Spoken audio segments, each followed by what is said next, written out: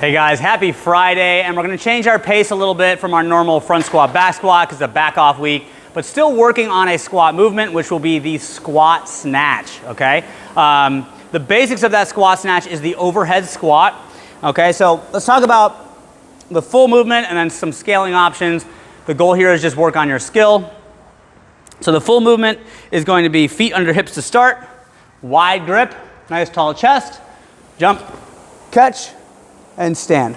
Okay, so as I said, the overhead squat is the foundation of this movement. So if you just want to work on your overhead squats, if you're brand new, start light and just work on that, right? You can start really light, pick it up from here, jump it over your head, set your feet, and just go nice and slow, really working on that position, always focusing on keeping your arms straight and nice and balanced in your feet, okay?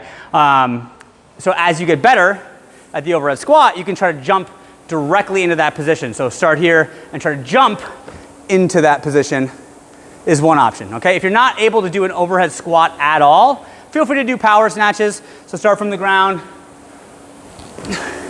Same concept, except we're just not gonna squat, okay? So that's gonna be the first part. Again, focus on quality movement first. More advanced athletes are gonna be working towards those heavier weights.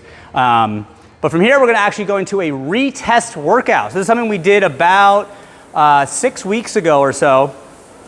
And it's gonna have another complex movement, which is gonna be the ring muscle up. So we'll go through a bunch of scaling options for that. Shoulder to overhead and running, okay?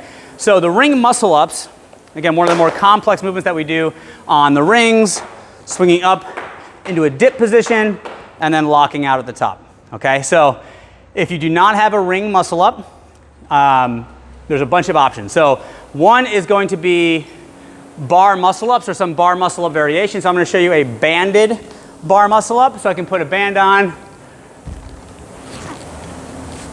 and do a banded bar muscle up is one option. I could do a jumping bar muscle up where I put a box up and I jump over the bar.